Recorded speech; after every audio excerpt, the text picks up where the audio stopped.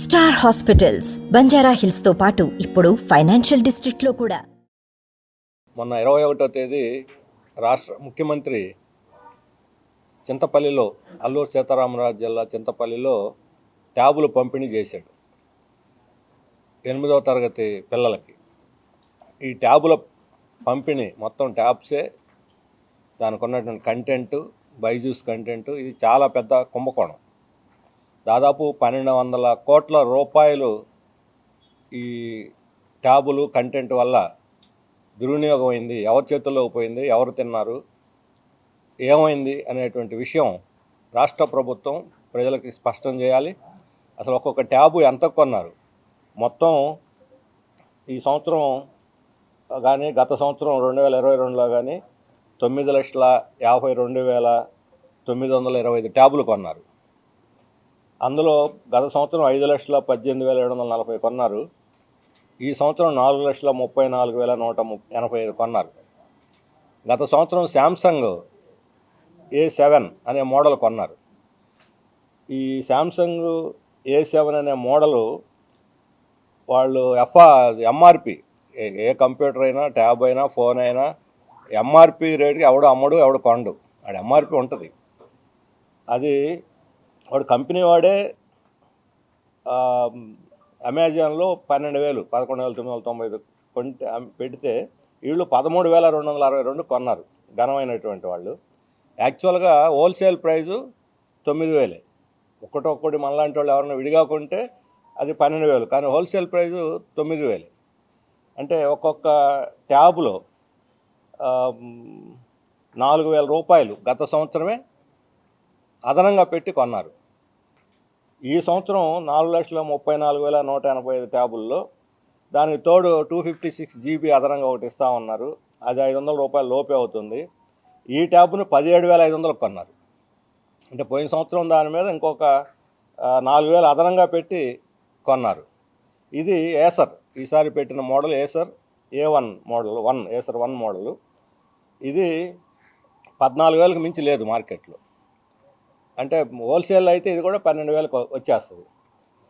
ఇవన్నీ కానీ ఈ ఒట్టి ట్యాబుల్లోనే మనకి దాదాపు 250 కోట్ల పైన కుంభకోణం జరిగింది ఒట్టి ట్యాబుల్లో. అంటే ఇది ఈ డబ్బు దారి మళ్లించడమే. ఎవడైనా సప్లయరు ఖచ్చితంగా ఇలా కమిషన్ ఇస్తాడు. ఆ కమిషన్ ఎవరు కొట్టారు, ఎవరికి పోయింది, ఎవరి జేబుల్లో పడింది, ఎన్నికలకు ముందు ఎన్నికల కోసం వసూలు చేశారా, లేకపోతే ఎవరన్నా మంత్రులకా, లేకపోతే అధికారులకా, ఎవరనేది స్పష్టం చేయాలి. దీని మీద స్పష్టమైన విచారణ జరిపించాలి. అంతకన్నా మించి దీంట్లో అతిపెద్ద కుంభకోణం, ట్యాబుల్ని మించిన కుంభకోణం కంటెంట్ అనేది కనపడదు మనకి. దీంట్లో ఓఎస్, ఆండ్రాయిడ్ ఓఎస్ ఫ్రీగా వస్తుంది, మాడిఫై చేసుకోవచ్చు, ఎవరైనా ఫ్రీగా వస్తుంది.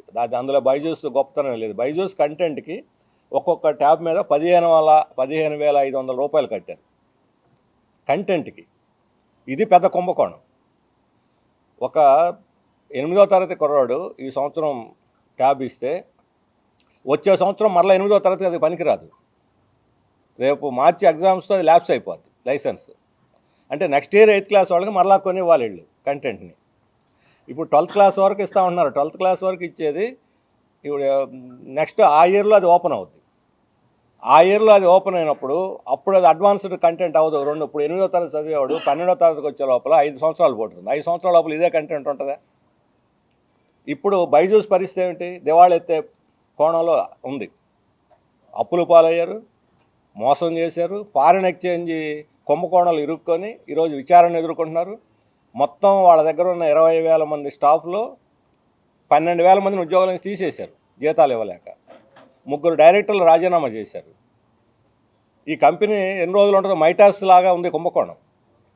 ఈ మైటాస్ కుంభకోణం తరహాలో బైజూస్ కుంభకోణం ఈరోజు వాళ్ళు కేవలం అడ్వర్టైజ్మెంట్ ద్వారా మైస్మరైజ్ చేసి జనాన్ని మభ్యపెట్టి ఏదో చాలా పెద్ద కంటెంట్ అని చేస్తున్నారు. ఇంతకన్నా బెటర్ కంటెంట్ మన టీచర్లు వీడియోలు యూట్యూబ్లో పెట్టారు ఉచితంగా. వీళ్ళు చేసేది ఏంటి? వీళ్ళు చేసేది కూడా మన టీచర్ల దగ్గరే. ఇప్పుడు దీన్ని, ఈ కంటెంట్ను కానీ, ఈ సాఫ్ట్వేర్ను కానీ, దాని మెయింటెనెన్స్ కానీ, దాని మానిటరింగ్ కానీ, ఇవన్నీ కూడా గవర్నమెంటు 100 మంది సాఫ్ట్వేర్ ఇంజనీర్లు పెట్టుకొని ఒక్కొక్కరికి ₹1,00,000 ఇచ్చిన నెలకి 100 మంది ₹1,00,00,000 అవుద్ది. నెలకు ₹1,00,00,000 జీతం. 12 నెలలకి సంవత్సరానికి 12 కోట్లు. ఈ 12 కోట్లు కాకుండా ఇంకొక 10 కోట్లు 12 కోట్లు వాళ్ళ అడ్మినిస్ట్రేషన్కి లేకపోతే ఇతర ఖర్చులు తిరగటానికి వాటికి వీటికి ఉంటాయి.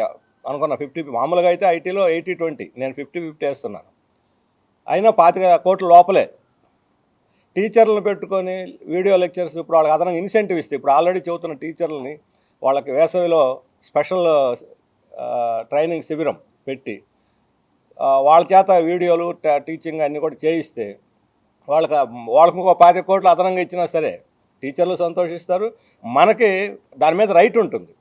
మన కంటెంట్ మీద మనకు రైట్ ఉంటుంది, లాక్ అవ్వదు, ప్రొపరైటరీ ఉండదు. ఇది ఓపెన్ అండ్ ఫ్రీ సాఫ్ట్వేర్లో చేయాలి. ఈరోజు లెర్నింగ్ టూల్స్ అనేవి ఓపెన్ అండ్ ఫ్రీ సాఫ్ట్వేర్ ద్వారా ఇంటర్నెట్లో ఫ్రీగా దొరుకుతున్నాయి. లెర్నింగ్ టూల్స్ని ఎవరైనా వాడుకోవచ్చు, ఎవరైనా మాడిఫై చేయొచ్చు, ఎవరైనా దాన్ని డెవలప్ చేయొచ్చు.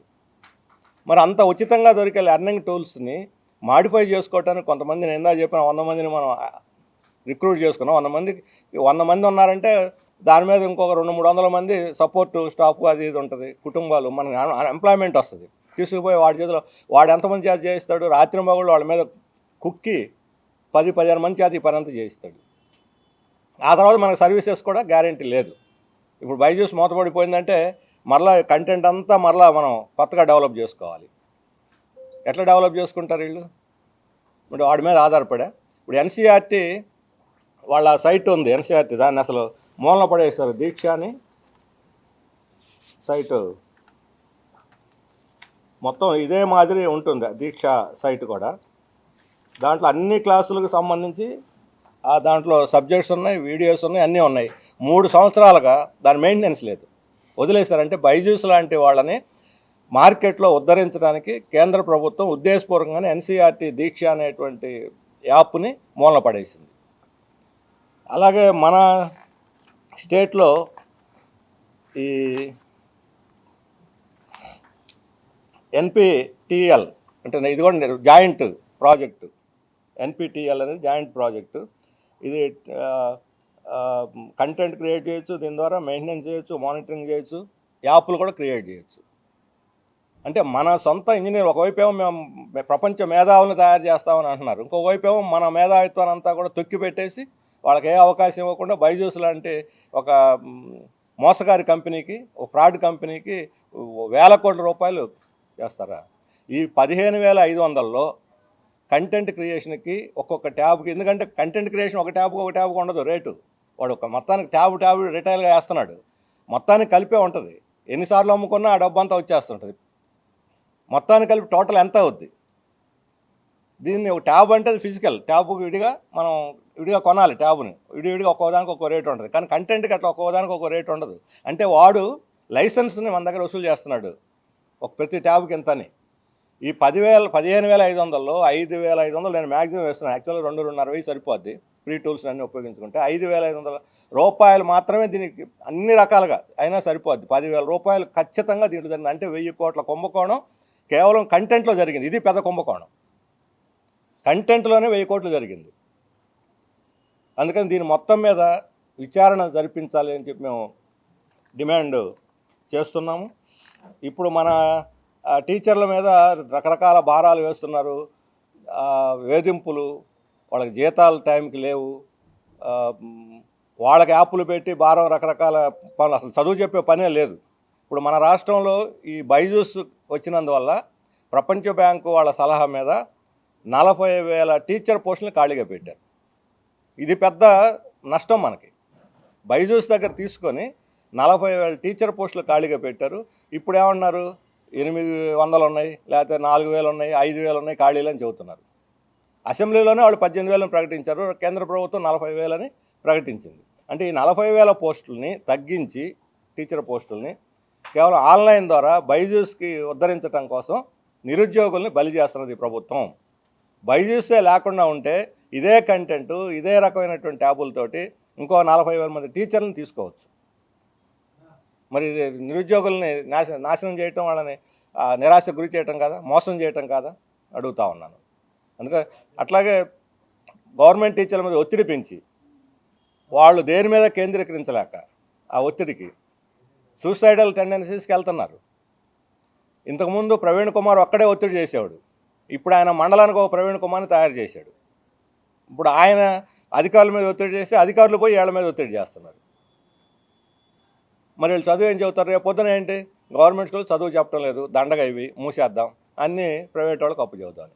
అంటే వరల్డ్ బ్యాంకు కుట్రలో భాగంగా ప్రైవేటీకరణ విద్యారంగంలో చేయడానికి ఒక పథకం ప్రకారం నాడు నేడు అవి ఇవన్నీ మొదటి దశ రెండోది ఇవన్నీ కూడా క్వాలిటీని ఇంత మాత్రం కూడా పెంచలేదు. ఈరోజు ప్రతి స్కూల్లో ల్యాబులు, అసలు ల్యాబులు పెడతాం అంటున్నారు తప్ప స్కూళ్ళలో ల్యాబులు లేవు. ఇప్పుడు ట్యాబ్ ఇస్తారు, ఇంటికి తీసుకుపోతారు, రకరకాల ఇవి గేమ్స్, పబ్జి, ఇన్స్టాగ్రామ్ ఇవన్నీ వాడుతున్నారు. తల్లిదండ్రులు అసలు వాళ్ళకి వాచిపోతున్నది. ముఖ్యమంత్రి గారు ఏమన్నారు? అబద్ధ ప్రచారం నమ్మొద్దు అంటున్నారు. అంటే తల్లిదండ్రులు అబద్ధం చెబుతున్నారనా మీ ఉద్దేశం? తల్లిదండ్రులతో మాట్లాడారా మీరు? ఇంటి దగ్గర ఏం చేస్తున్నారు పిల్లలు? మేము మాట్లాడాం తల్లిదండ్రులతోటి, వాళ్ళు చాలా ఆందోళనగా ఉన్నారు. ఈ ట్యాబులు తీసుకొని వాళ్ళు అసలు ప్రపంచాన్ని మర్చిపోతున్నారని చెప్పని ఒక రకమైన మత్తులోకి.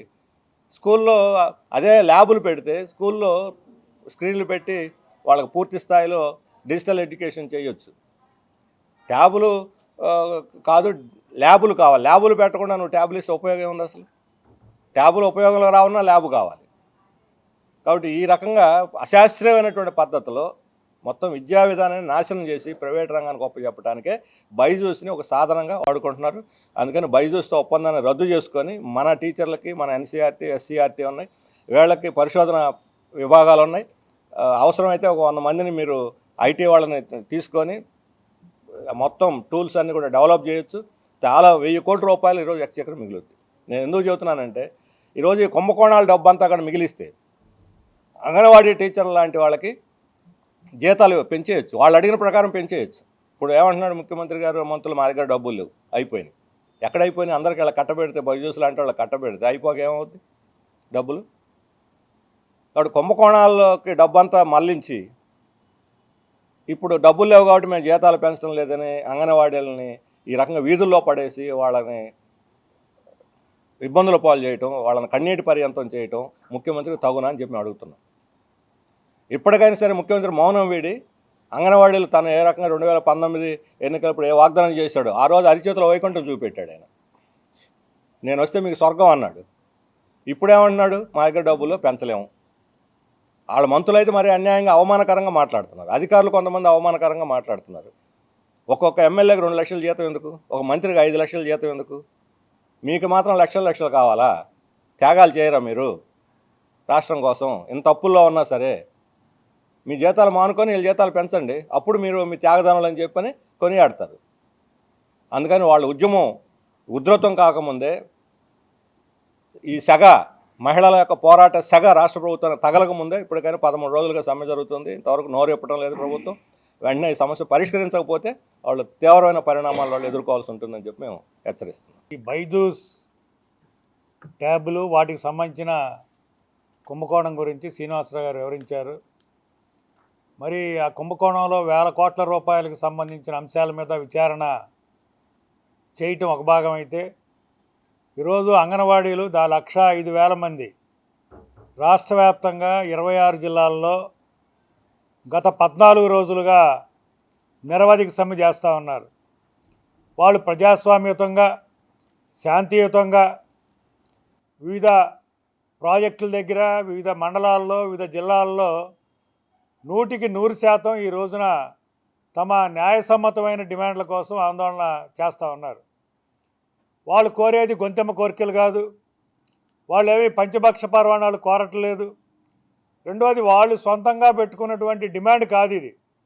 వాస్తవంగా గౌరవ ముఖ్యమంత్రి గారు ప్రతిపక్ష నాయకుడిగా ఉండి పాదయాత్ర చేసేటువంటి సందర్భంలో మేము అధికారంలోకి వస్తే పక్కన ఉన్నటువంటి తెలంగాణ రాష్ట్రం కంటే 1000 రూపాయలు అదనంగా పెంచుతాము అని ఆయన విస్పష్టంగా ప్రకటించిన తరువాత 5 సంవత్సరాలు అయినప్పటికీ పెంచలేదు. కాబట్టే ఈ రోజున వాళ్ళు ఈ సందర్భంగా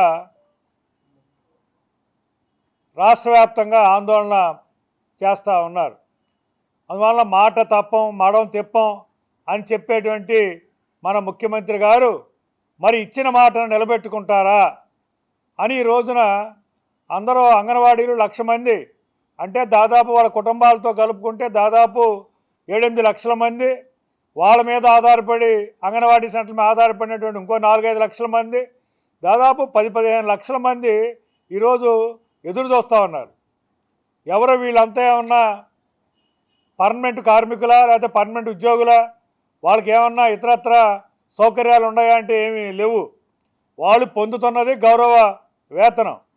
వాస్తవంగా రాష్ట్ర ప్రభుత్వం అమలు చేస్తున్నటువంటి సంక్షేమ పథకాలని ప్రజల వద్దకు క్రమశిక్షణతో పట్టుదలతో మారుమూల ప్రాంతాలకి తీసుకువెళుతూ ఈ ప్రభుత్వ కార్యక్రమాలను విస్తృతంగా జనంలో ప్రచారం చేస్తున్నటువంటి వాళ్ళు, అందులో ప్రత్యేకించి గర్భిణీ స్త్రీలు కావచ్చు, మరి శిశువులకు కావచ్చు, చేస్తున్నటువంటిది పౌష్టికాహారం అందించడంలో కృషి వీళ్ళది.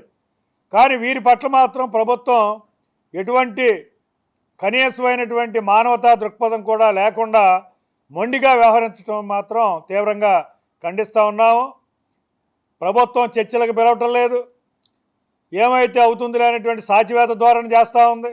ఇంకో పక్కన తప్పుడు ప్రచారాన్ని పెద్ద ఎత్తున మీడియాలో మేము అంగన్వాడీ వాళ్ళకి అంత చేసాం ఇంత చేసామని ఈ రోజున తప్పుడు ప్రచారం చేస్తూ ఉంది. రెండో పక్కన మంత్రులు కానీ ఎమ్మెల్యేలు కానీ మరి నోటికొచ్చినట్టు మాట్లాడుతూ ఉన్నారు. వాళ్ళంతా మహిళలు, మరి తోటి మహిళల్ని నోటికొచ్చినట్టు మాట్లాడటం అంటే మహిళలకి ఏ పార్టీ గౌరవం ఇస్తారని ఈ రోజున వీళ్ళంతా ఎదురు చూస్తూ ఉన్నారు. మీ అందరికీ తెలుసు, సమ్మె ప్రారంభించిన రోజుల్లోనే బొబ్బిలి ఎమ్మెల్యే గారు మరి ఒక ప్రకటన చేశారు, వీళ్ళంతా ఒళ్ళు బలిసి సమ్మె చేస్తున్నారు అని. మరి వాళ్ళు ఒళ్ళు బలిసి సమ్మె చేయటం కాదు, మరి ఒళ్ళు బలిసి ఎవరు ఎటువంటి మాటలు మాట్లాడుతున్నారో ప్రజలు ఈ రోజున అర్థం చేసుకుంటున్నారు. మీకు డిమాండ్ల మీద భిన్నాభిప్రాయం ఉంటే చెప్పండి, తప్పులేదు. కానీ తోటి మహిళలను చూడకుండా, కనీస గౌరవ మర్యాద ఇవ్వకుండా నోటికి వచ్చినట్లు మాట్లాడితే తగిన శాస్తి ఖచ్చితంగా ఈ అంగన్వాడీ కార్మికులు మహిళలే కాదు, మొత్తం కార్మిక వర్గం కూడా ఈ రోజున ఎటువంటి వైఖరి తీసుకుంటుందో మీరు ఆలోచించుకోవాల్సిన పరిస్థితి ఉంది. అందులో ప్రభుత్వం ప్రతిష్టకు పోకుండా తక్షణమే చర్చలకు పిలిచి వారి న్యాయసమ్మతమైన సమస్యలను వెంటనే పరిష్కారం చేయాలని సిపిఎం పార్టీగా మేము డిమాండ్ చేస్తూ ఉన్నాం. లేనట్లయితే భవిష్యత్తులో జరిగే పరిణామాలకి రాష్ట్ర ప్రభుత్వమే బాధ్యత వహించాల్సి వస్తుందని ఈ సందర్భంగా హెచ్చరిస్తూ ఉన్నాం. ఇటీవలే 10 వామపక్ష పార్టీల సమావేశం జరిగింది. 10 వామపక్ష పార్టీలు కూడా వెంటనే అంగన్వాడీల సమస్యలని పరిష్కారం చేయమని కూడా డిమాండ్ చేసినాయి. మీరు ఇంకా ఇట్లా నాన్చుతూ పోతే, ఈ సమ్మెని ఉధృతంగా జరిగితే దానికి పూర్తి బాధ్యత మీరే వహించాల్సి వస్తుందని ఈ సందర్భంగా హెచ్చరిస్తా ఉన్నాం. మరిన్ని వీడియోస్ కోసం ఛానల్ ని సబ్స్క్రైబ్ చేయండి, లేటెస్ట్ అప్డేట్స్ కోసం వాట్సాప్ ఛానల్ ని ఫాలో చేయండి అండ్ లింక్ డిస్క్రిప్షన్ లో ఉంది.